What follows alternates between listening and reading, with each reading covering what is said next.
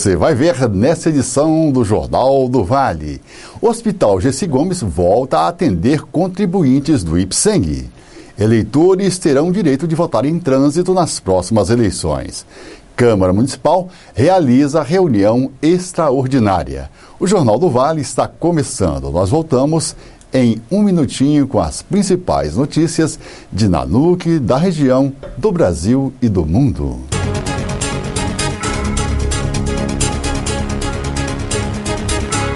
Pessoas morreram em um trágico acidente envolvendo 11 veículos na BR-251 em Francisco Sá, próximo a Montes Claros, na manhã da segunda-feira. Segundo a Polícia Rodoviária Federal, 5 carros de passeio, um ônibus e 5 carretas se envolveram em engavetamento. O acidente aconteceu na descida de uma serra. Segundo o Hospital de Francisco Sá, 64 feridos foram atendidos pela unidade. Desse total, 6 pessoas foram transferidas para o Hospital da Santa Casa de Montes Claros, entre elas um homem de 25 anos que sofreu queimaduras de 3º grau e foi transferido de helicóptero. Segundo a assessoria do hospital, o paciente respira com a ajuda de aparelhos. O homem teve cerca de 90% do corpo queimado e deverá passar por uma cirurgia ainda na tarde desta terça-feira. As demais vítimas chegaram a Montes Claros estáveis, incluindo uma criança de 5 anos que inalou muita fumaça. Ainda de acordo com a Polícia Rodoviária Federal, das 8 mortes, 6 das vítimas foram carbonizadas. A rodovia permanece interditada nos 2 sentidos. Equipes do SAMU, Corpo de Bombeiro e um helicóptero da Polícia Militar atuaram no resgate das vítimas. Os corpos dos mortos no acidente foram levados para o IML de Montes Claros. O Hospital Gessi Gomes, que havia suspenso o atendimento aos contribuintes do IPSENG e só atendia casos de urgência e emergência, voltou ao atendimento normal desses contribuintes.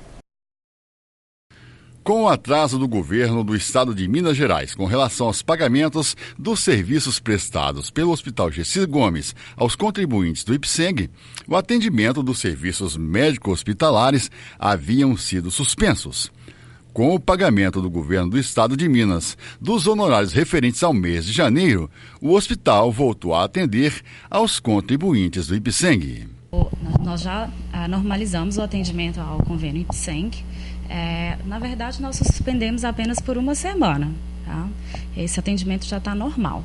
E mesmo assim, a suspensão foi só para as consultas eletivas. O atendimento de urgência e emergência ele continuou. Os trabalhos prestados ao contribuinte do IPSENG no Gessi Gomes, ele é extensivo 24 horas por dia, doutora? Sim, o plano IPSENG ele tem o mesmo direito como qualquer outro plano de saúde. O que o IPSENG cobre no hospital, o beneficiário, o usuário do plano, ele vai ter direito aqui sim. Esportes. Pela Copa do Brasil, o Cruzeiro de Belo Horizonte passou para as quartas de finais ao empatar com o Atlético Paranaense em 1-1 em jogo realizado no Mineirão. O Cruzeiro havia vencido o primeiro jogo no Paraná pelo placar de 2-1. Na próxima fase da competição, o adversário do Cruzeiro será o Santos Futebol Clube. E com o término da Copa do Mundo, o Campeonato Brasileiro recomeça nesta quarta-feira. O líder da competição, o Flamengo, enfrentará o São Paulo lá em São Paulo às 21h45. E veja no próximo bloco: eleitores em trânsito poderão votar nas próximas eleições. O Jornal do Vale volta em 1 minuto.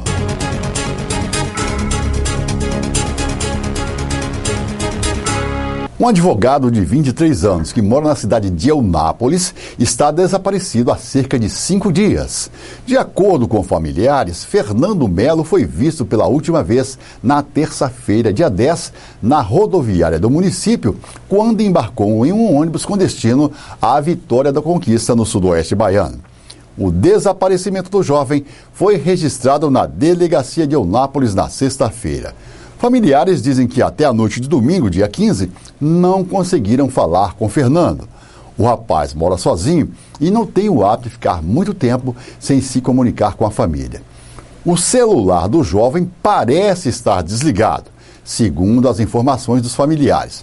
Parentes e amigos já fizeram buscas em possíveis locais onde o rapaz trabalharia.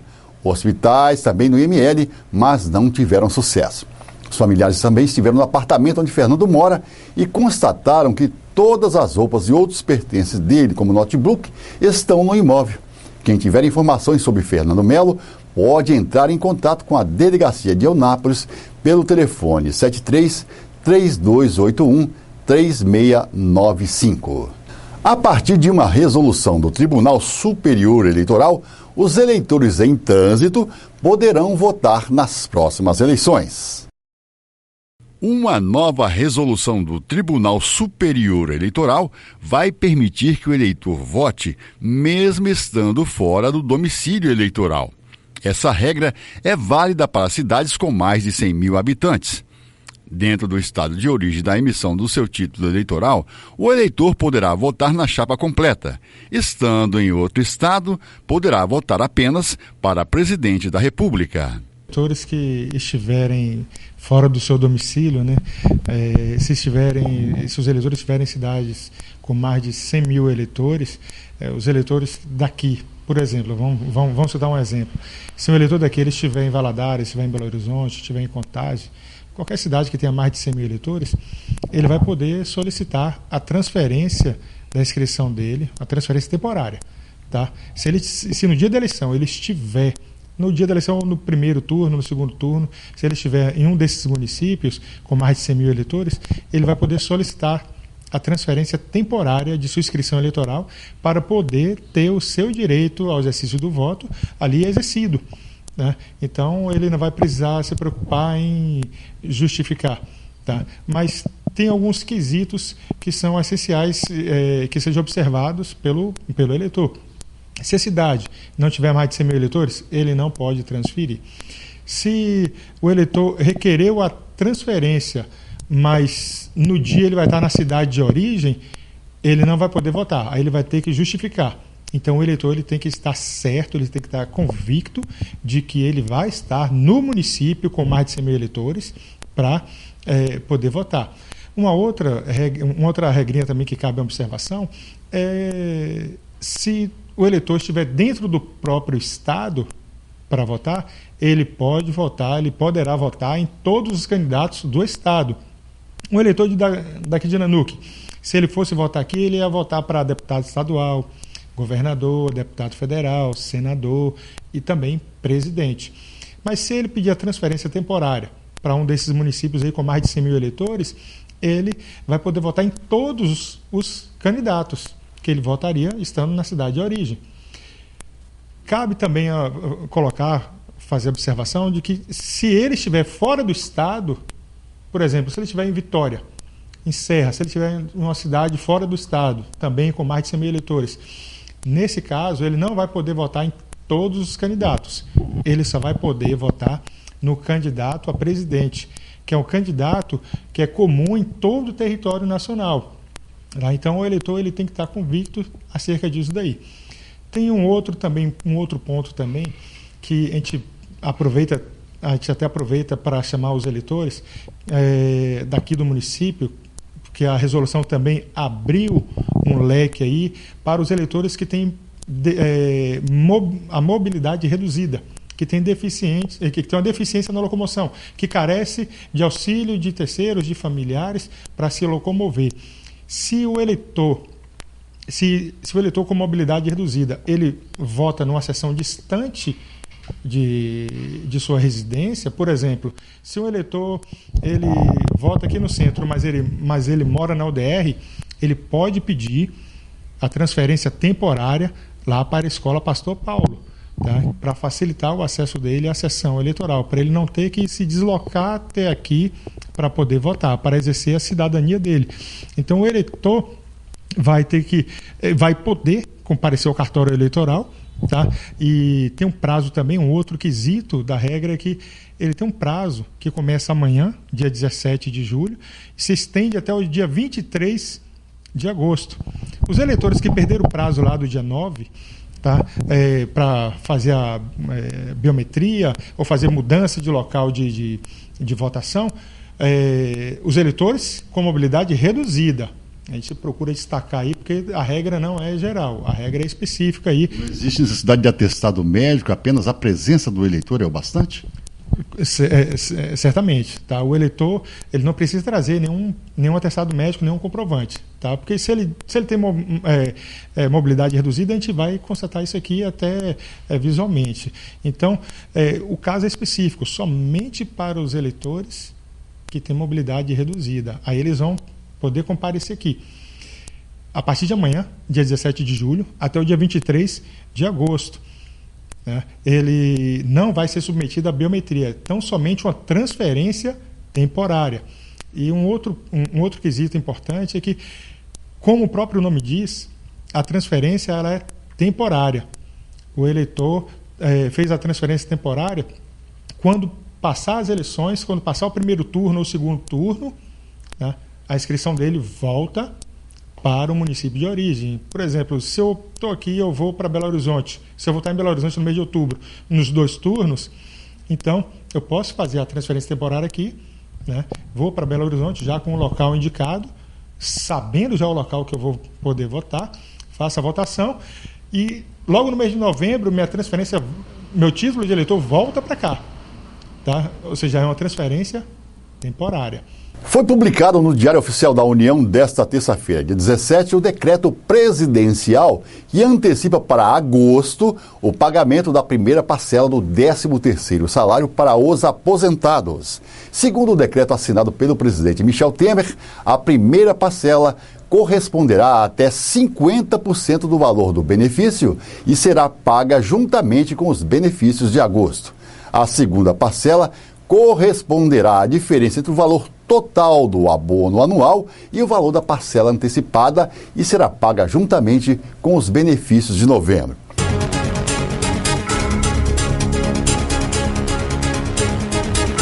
A Câmara Municipal de Nanuque realizou uma reunião extraordinária na tarde da última segunda-feira. Segundo a presidente da Câmara, essa reunião teve caráter extraordinário devido ao início do recesso parlamentar. A Câmara Municipal de Nanuque realizou, nesta segunda-feira, uma reunião extraordinária, uma vez que, com o recesso parlamentar, as reuniões ordinárias não podem ser realizadas. Presentes todos os vereadores que compõem a casa. Na ocasião, a presidente da Câmara Municipal falou sobre o balanço dessa reunião e das atividades realizadas até agora durante o ano. A atividade desta reunião extraordinária, Carlos, foi para aprovar a LDO e as emendas, né, que foram apresentadas pelos vereadores. Como a gente teria que estar de recesso a partir de ontem, dia 15, então hoje, naturalmente, a gente teve que fazer uma reunião extraordinária, 2 reuniões extraordinárias, na verdade, para aprovar a LDO e as suas emendas, porque a gente tem um prazo de aprová-las e devolvê-la para o Executivo até 17 de julho. Quando recomeçam as atividades na Câmara Municipal? Recomeça no dia 6 de agosto. Reunião ordinária a partir das 19 horas. As demandas demais, né, que a gente já vem passando aqui por dificuldade financeira, principalmente no nosso município. Alguns pedidos que a gente já vem pedindo ao prefeito, né, para ser executado nossos bairros, os bairros vizinhos, distrito de Vila Pereira, os nossos hospitais, as creches, que são as demandas que a gente vamos pedindo aqui sempre, né? E aproveitar e agradecer o público presente mais uma vez e finalizar hoje, nós estamos entrando aí em recesso, que a gente já volta também com várias demandas aqui do nosso município. Foi muito positivo, porque nós encerramos agora com a emenda parlamentar licitada, aprovada, e já começou nessa quinta-feira a iniciação das obras, das ruas. Vai calçar agora 8 ruas do deputado federal Eros Biondini. E também tem um asfalto aqui da Sanzumon, que já iniciou também. E infelizmente esse asfalto começou todo irregular. Eu já cheguei até o secretário de obras, o prefeito, para tomar todas as providências para que esse asfalto seja feito da forma que tem que ser feito.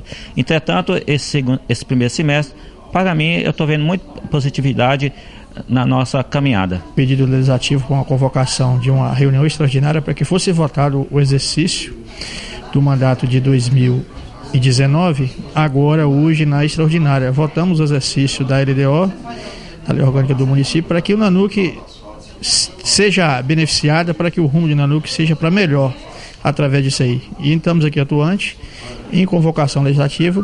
Foi convocada pela presidente uma reunião para que as coisas dê andamento ao município de Nanuque.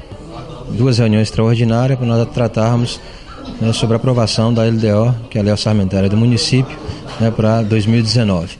Então fizemos algumas emendas, né, os vereadores reuniram, fizemos algumas emendas que achamos necessárias e para assim juntos com o prefeito, né, estarmos juntos, né, fazendo assim as diretrizes, né, para que o nosso município tenha, né, um 2019 melhor do que o 2018 que teve, assim ajustando as contas do município e todo o orçamento do município para 2019. Então os vereadores acharam por bem, fizemos algumas emendas aditivas, supressivas, modificativas e com certeza, pode ter certeza, juntos com a verdadeira democracia legislativa e executiva, nós iremos assim ajudar o nosso município a sair, né, desse marasmo que se encontra. Realmente o município não está numa situação legal, o Brasil inteiro, né, a crise é geral, mas Nanuque com certeza, eu creio que a fé, né, a persistência e a cooperação legislativo, executivo, né, entidades, comunidade, enfim, nossa Nanuque com certeza tem jeito e nós vamos sim buscar a melhoria para a Nanuque. Não podemos cruzar os braços, não podemos desistir, nós temos fé em Deus e que nossa Nanuque estará melhorando e nós estamos aqui, a Câmara Executiva, de mãos dadas, para juntos, né, traçarmos um novo destino para a nossa cidade. E você sabe que as nossas edições do Jornal do Vale vão ao ar de segunda a sexta-feira, às 8 da manhã, ao 12h30 e às 7 da noite. E por aqui encerramos mais uma edição do seu Jornal do Vale. Obrigado pela gentileza da sua audiência e até a nossa próxima edição.